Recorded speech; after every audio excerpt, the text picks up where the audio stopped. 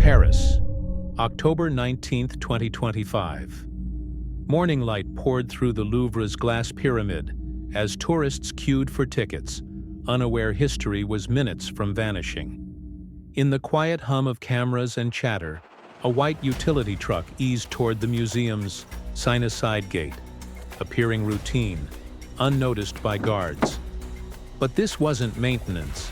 Inside were 4 masked men, tools ready, timing perfect. Within minutes, the world's most famous museum would face its boldest crime in decades.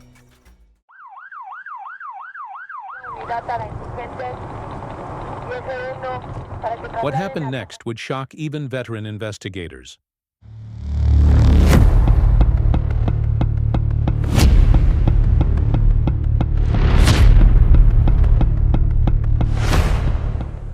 By 9:32 a.m., the thieves had positioned a basket lift against the balcony of the Apollo Gallery, home to France's crown jewels. Glass display cases meant to protect centuries of royal treasures shattered in seconds. Among the missing, Empress Eugenie's diadem and Napoleon I's necklace to Empress Marie-Louise. Alarms blared, but the thieves moved with precision, ignoring guards rushing in.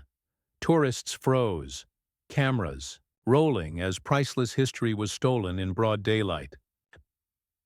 How could 4 men outsmart one of the world's most secure museums so quickly? Within minutes, the thieves had vanished from the Apollo Gallery, blending into the bustling streets of Paris. 2 scooters waited at a side exit. One masked figure carried a bag with the stolen jewels. CCTV footage showed calm, confident movements. No shots fired, no struggle. Investigators quickly realized this was not a random act. It was meticulous, timed, and possibly aided by insider. The museum doors locked, but the jewels were gone, leaving only shattered glass and stunned staff. Where did the thieves disappear to, and who helped them plan this heist? Police arrived within minutes. Inside the Apollo Gallery, investigators found shattered display cases, fingerprints, and glove fibers, but no jewels. The basket lift outside left clear tool marks on the balcony. Security footage captured the masked thieves moving calmly, almost rehearsed. Museum staff gave detailed timelines of visitors and staff movements. Forensic teams worked quickly, aware that every second mattered. The question haunting detectives: how did these men bypass layers of security in broad daylight? Could this theft involve a larger organized network beyond Paris? The stolen jewels were priceless, both in history and monetary worth. Each piece carried centuries of royal heritage, making them nearly impossible to sell openly. Experts warned that once melted or recut, these treasures could vanish forever. The scale stunned authorities. This wasn't a simple robbery, it was an attack on France's cultural identity. But who had the knowledge and connections to move such treasures unnoticed? French police and Interpol teams scrambled. Over 100 officers were assigned, analyzing CCTV, fingerprints, and getaway routes. Detectives interviewed museum staff, vendors, and nearby residents.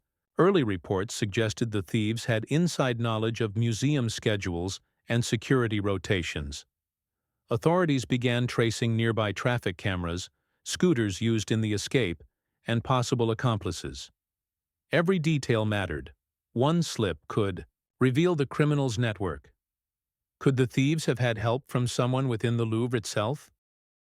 Within days, police identified 2 men in their 30s connected to the heist. Arrested near Paris and at an airport, they had partially admitted involvement, according to prosecutor Laure Becquot. Investigators believed these men were part of a larger organized syndicate with connections to the international black market. Despite arrests, the crown jewels themselves remained missing. Authorities warned buyers of these pieces could face serious criminal charges. How had the syndicate planned this so perfectly? And where were the stolen jewels now? Interpol and French authorities expanded the investigation internationally. Tips led to Hong Kong, Geneva, and Dubai. cities known for private art and gem auctions. Officials feared the stolen jewels could be melted, recut, or sold to secret collectors. Tracing them was nearly impossible. Every lead needed verification. Forensic teams continued analyzing fingerprints, fibers, and the basket lift, hoping for a breakthrough. The clock was ticking, and every day increased the risk of the treasures disappearing forever. Could these priceless jewels vanish into the global black market without a trace? The Louvre faced intense scrutiny. Officials revealed gaps, outdated cameras, understaffed guards, and predictable security rotations. Director Lawrence Descartes admitted the museum had vulnerabilities that thieves exploited. Experts argued that even a world-class museum could be compromised with inside knowledge and precise timing. The incident sparked debates across Europe about protecting cultural heritage in an age of sophisticated crime. Could lessons learned here prevent the next audacious heist, or was the Louvre forever marked by this crime? Weeks after the heist, the Apollo Gallery remained closed, sealed for forensic work.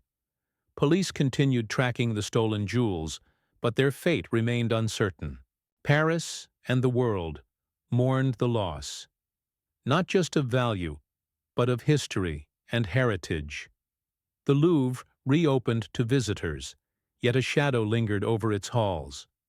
This audacious theft reminded the world, even the most secure institutions are vulnerable, and priceless history can vanish in minutes. The jewels may never return, but the Louvre's legacy endures, and the hunt for truth continues.